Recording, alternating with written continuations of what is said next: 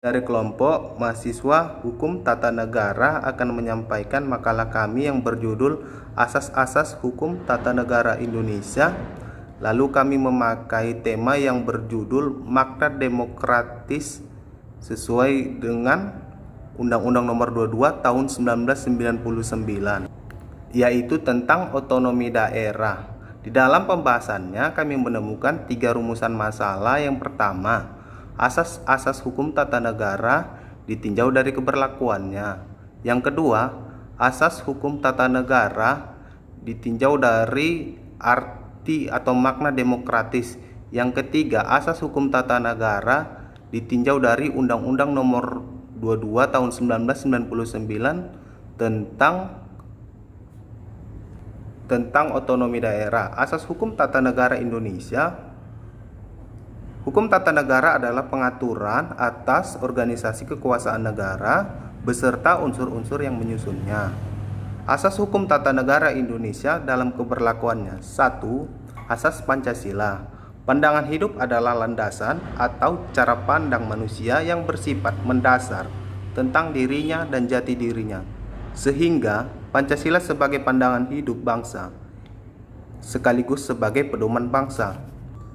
Adapun 5 butir yang terdapat di dalam Pancasila yaitu: 1. Ketuhanan yang Maha Esa. 2. Kemanusiaan yang adil dan beradab. 3. Persatuan Indonesia. 4. Kerakyatan yang dipimpin oleh hikmat kebijaksanaan dalam permusyawaratan perwakilan. 5. Keadilan sosial bagi seluruh rakyat Indonesia. Di dalam video ini kami tidak membahas secara keseluruhan untuk materinya, jadi kami membahas hanya dalam poin pertama dalam rumusan masalah kami. Untuk selengkapnya bisa dilihat di PowerPoint atau Microsoft Word yang akan kami berikan. Perkenalkan, nama saya Retno Setiarini, NPM 198400037. Selanjutnya, di sini saya akan membahas tentang asas negara hukum. Di dalam pasal 1 ayat 3 menegaskan bahwa Indonesia adalah negara hukum. Atas ketentuan yang tegas, maka setiap kebijakan publik dan tindakan segenap rakyat Indonesia haruslah berpegang pada peraturan perundang-undangan yang berlaku di negara ini dan juga di dunia internasional. Dalam mewujudkan negara hukum, maka prinsip yang digunakan adalah rule of law and not of the man. Konsep dari negara hukum ini merupakan warisan dari konsep Rechtsstaat yang sudah ada lebih dahulu di benua Eropa pada abad pertengahan. Konsep ini menentang adanya pemerintahan yang bersifat absolut, di mana penguasa adalah hukum itu sendiri.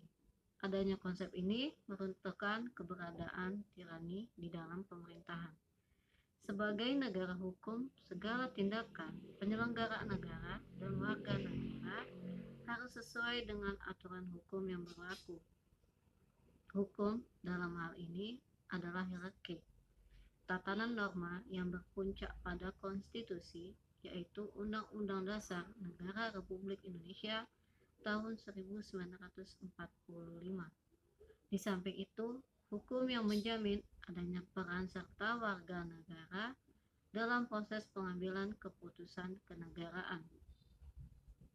Hukum itu dibuat tidak untuk kepentingan beberapa orang yang berkuasa, namun melainkan untuk menjamin kepentingan setiap warga negara. Hans Kelsen memberikan argumentasi bahwa dalam kaitan negara hukum yang juga merupakan negara demokratis, setidak-tidaknya harus memiliki 4 syarat Rechtsstaat. Yang pertama, negara yang kehidupannya sejalan dengan konstitusi dan undang-undang. Yang kedua, negara yang mengatur mekanisme pertanggungjawaban atas setiap kebijakan dan tindakan yang dilakukan oleh penguasa. Yang ketiga, negara yang menjamin kemerdekaan kekuasaan, kehakiman, serta adanya peradilan administrasi negara. Keempat, negara yang melindungi hak asasi manusia. Dan yang ketiga, asas negara kesatuan. Seperti yang kita ketahui bersama, terdapat beberapa bentuk negara yang terdapat di dunia ini. Indonesia semenjak kemerdekaannya memilih bentuk negara kesatuan sebagai bentuk negaranya. Hal ini dikarenakan bentuk negara inilah yang sesuai dengan jati diri bangsa Indonesia yang mendambakan adanya persatuan dan kesatuan setelah terpecah belah oleh kuasa penjajah. Selain itu, unsur-unsur negara kesatuan Republik Indonesia juga mendukung digunakannya bentuk negara ini. Bentuk negara kesatuan akan menghasilkan PR baru bagi bangsa ini, yaitu bagaimana caranya menjalankan upaya menjaga keutuhan NKRI. Salah satu cara untuk menjaga keutuhan negara ini yaitu dengan membentuk hukum tata negara yang dapat menjaga persatuan dan kesatuan bangsa ini. Di dalam UUD 1945, pasal 1 ayat 1 telah ditegaskan bahwa Indonesia merupakan suatu negara kesatuan yang berbentuk republik. Setiap hukum tata negara yang hendak dibentuk harus memperhatikan hal ini. Tidak dibenarkan adanya materi di dalam hukum tata negara yang memiliki peluang untuk memecah belah bangsa ini. Oleh sebab itu, salah satu tahapan kebijakan publik ialah menguji kebijakan publik semata untuk mencegah agar kebijakan publik tersebut berpotensi menjadi penyebab konflik sosial. Asas negara kesatuan merupakan prinsip dasar bahwa suatu negara tersebut merupakan negara berdaulat sebagai satu kesatuan.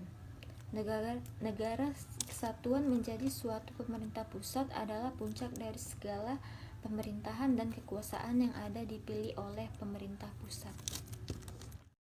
Perkenalkan, nama saya Mega Sylvia, NPM 1984000331. Di sini saya ingin menjelaskan bagian penting dari Azas Kedaulatan Rakyat, yaitu kedaulatan rakyat merupakan suatu sistem yang menempatkan kekuasaan tertinggi di suatu negara berada di tangan rakyat.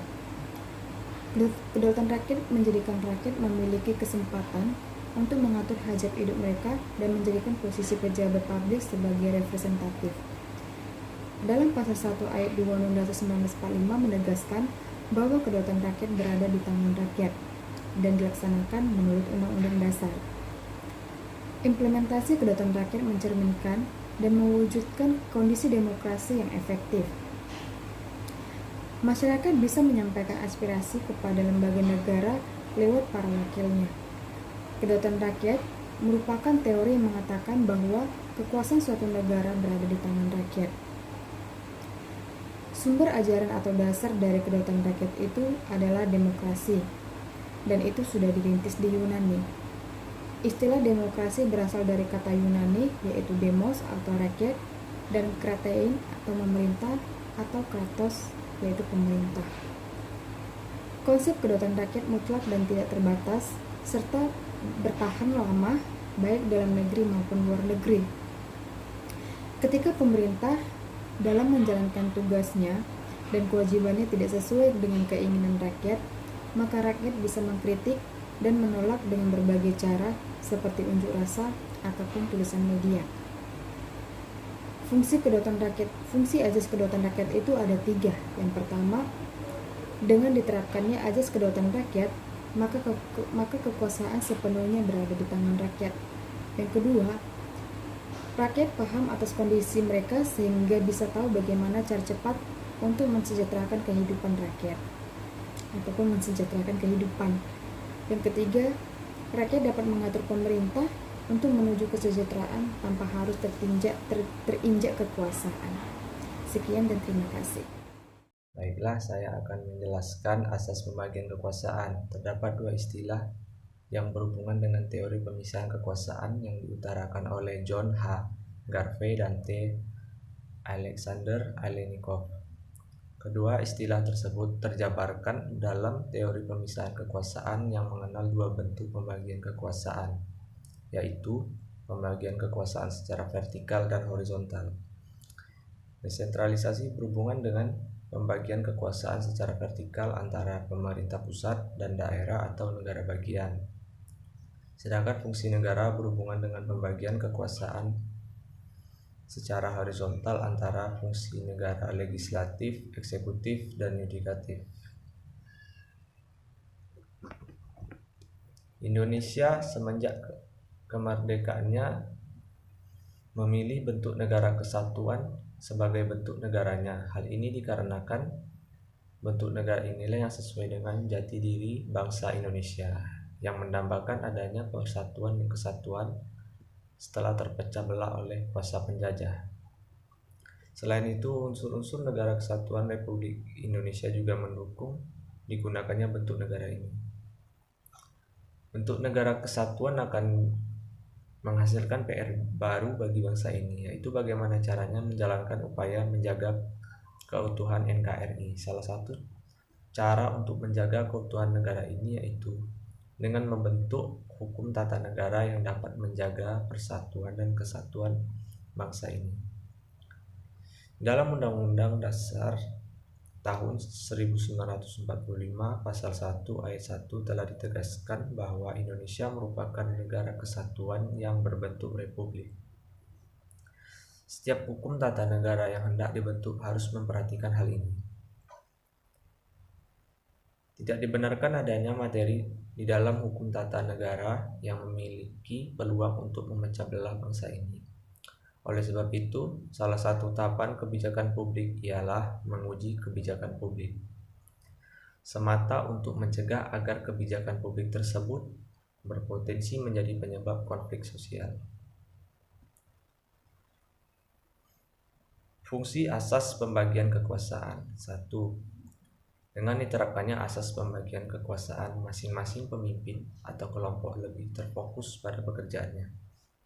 2. Kekuasaan stabil dan tidak timpang sebelah akibat pemimpin atau kelompok memilih banyak kuasa. 3. Mencegah adanya penyalahgunaan kuasa.